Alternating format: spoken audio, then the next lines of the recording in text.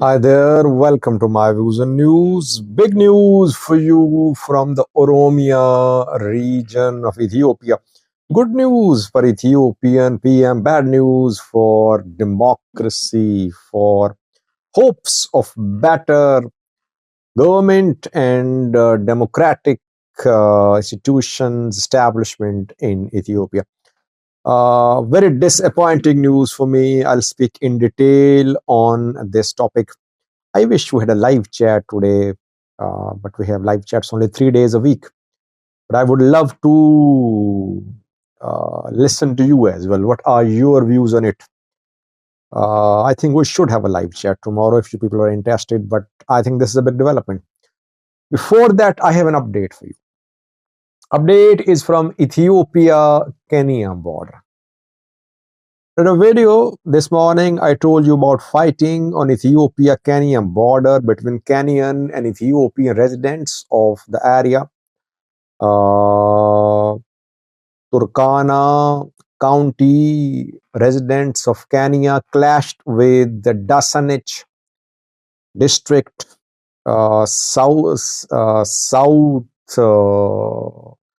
southern region of Ethiopia residents.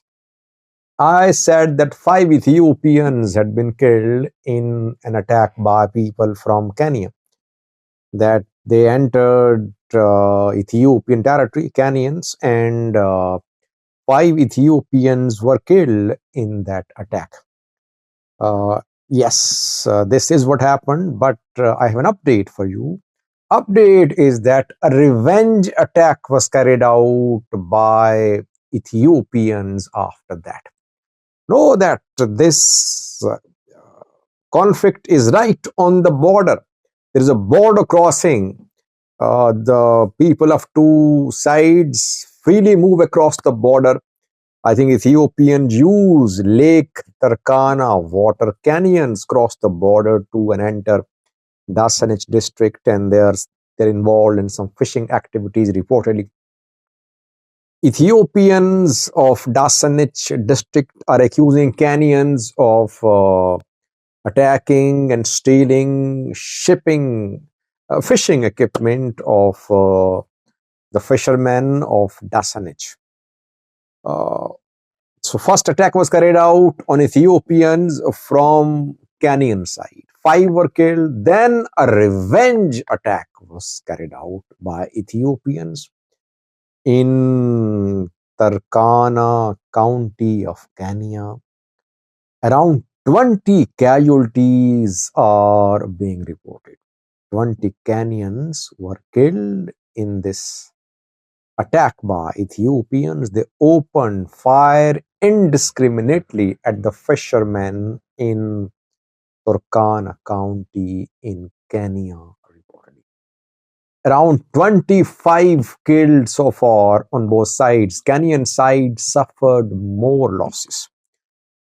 Heightened tensions in the area. Security forces patrolling the streets. Elders being involved to diffuse the tension. This is the latest for you from Ethiopia, Kenya border. Now there's big news for you from the Oromia region. I told you that Ethiopian PM is trying to scare Oromo opposition parties. He's saying that Northerners are coming. Eritreans, Tigrayans, Fano, Amharas are uniting against Oromos. Oromos should unite. That is why government and opposition Oromo parties should sit and they should reach some sort of agreement about unity in Oromia. Otherwise, Northerners will once again take over Addis Ababa and Oromos will suffer. I think this strategy is working. Oromo Liberation Front and Oromo Federalist Congress held 4-day-long discussions. After that, they issued a statement. Oromo Federalist Congress, led by Professor Mirza Gudina Jawar, issued a statement last night. The statement is indicative of the disappointing performance of Ethiopian political parties. I've been saying that Ethiopian PM can only be countered. Prosperity Party can only be countered if political parties, keeping their ethnicity aside, form alliances. They form a joint opposition to stand up to the Prosperity Party. This is the way to force PM Abiy's government to hold free, fair, and transparent elections. If these parties, which are basically regional ethnic parties, only talk about the issues of their regions, of their ethnic groups, they won't be able to unite. They will sow the seeds of mistrust between different regions, different ethnic groups, and they won't be able to stand up to the Prosperity Party. Split opposition suits the federal government of Ethiopia. This is what PP wants, and this is what is happening. The statement issued by Oromo Federalist Congress is the statement of a party which represents only Oromos. This party has nothing to do with what is happening in Amhara, with what is happening in Tigray, with what is happening in Somali, what is happening in a far region of Ethiopia. It is purely an Oromo party talking about only Oromo issues, only concerned about status of Addis Ababa, only concerned about the formation of some alliance in Oromia, and only concerned about the establishment of transitional government in Oromia and right of self-determination for the people of Oromia region. It means that this party is not a federalist party. It claims OFC, Oromo Federalist Congress. But the statement issued by OFC is only about Oromia. So the parties, OFC, OLF, they met. Meeting was attended by Abagadas too, religious elders too. And they agreed that they'll work together to form a transitional unity government in Oromia. Not in Ethiopia. They have nothing to do with what is happening in Amhara, in Tigray, in Addis Ababa, just in Oromia. They're not talking about Oromia. They want to establish a transitional government in Oromia. They want to make Ola part of this government. Ola fighters will be integrated into the regional security forces. And then Oromos will determine their future under this Oromia transitional government. And these parties will ensure that Oromos have equitable representation in military, in judiciary, in police, etc. Not a single word in this statement about election. Not a single word in this statement about any broad political alliance between political forces from different parts of the world against PP. This is how narrow-minded these politicians and political parties are. They cannot see the writing on the wall. Writing on the wall is election is less than a year away. Abiy will get himself re-elected if he is not challenged. Either these parties have reached a secret deal with the Ethiopian PM. PM is telling them that I will give you share in the government too. Let's unite. Northerners are coming. Or these parties have no capacity. They don't know what politics is. They're basically ethnic groups. Groups of particular ethnic representation. They don't know what politics is. They don't know what democracy is. They don't know what is meant by election. Right now, all the opposition parties, whether they are from Oromia, Tigray, Amhara, they should call for a setup, or at least they should call for holding of free, fair, transparent election. These parties are talking about only the rights of the Oromo people. What about others? Aren't they Ethiopian? When will they come out of this ethnic politics? People accuse TPL TPLF introduced ethnic federalism.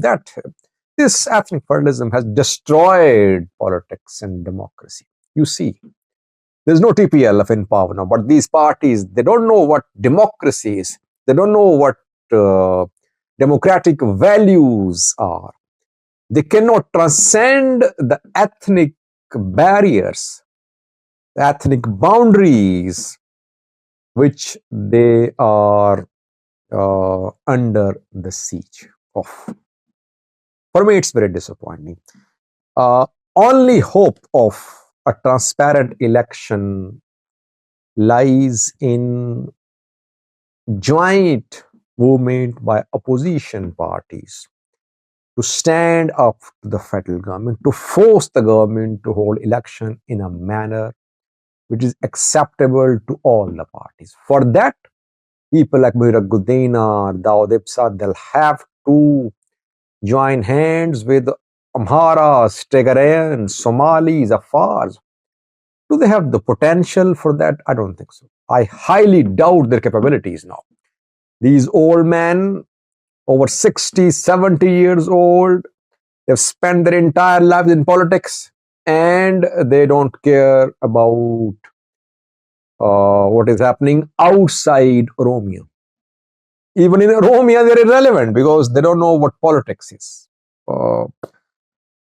Excuse me if I use strong language, but perhaps the OFC statement is the most disappointing statement for me.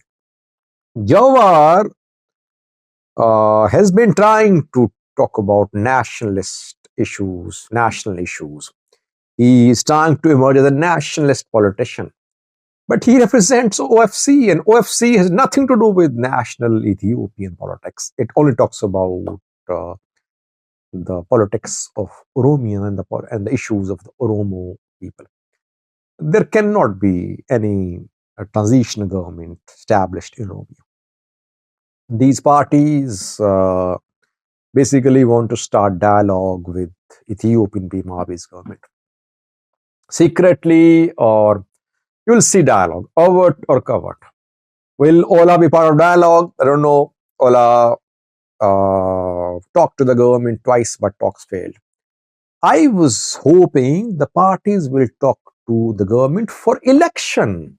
They should demand free, fair, transparent election. But they did not say a word about it. They want to negotiate not about election, but about Oromo's rights, about Oromia. It means that they have nothing to do with the way election is going to be held in.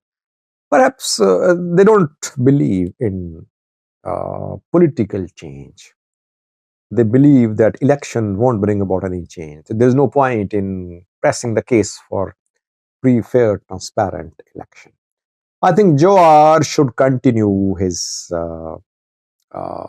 movement, though it's in social media. At least there is one man who is talking about national issues. He's not just talking about Oromia. He's not talking about issues of Oromo people. I am not saying this party should not talk about Oromo people's issues, but they should try to talk about national issues. But something is wrong. Something is wrong at the bottom. These parties are going to collude with PM Abiy's government. Overtly or covertly, you will see engagements between the two sides. Abiy strategy working. Abiy is very smartly dividing political parties, opposition parties.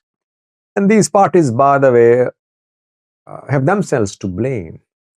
They don't have the potential, they don't have the capability, they don't have the understanding to form joint political opposition to stand up to the prosperity. Thank you for watching.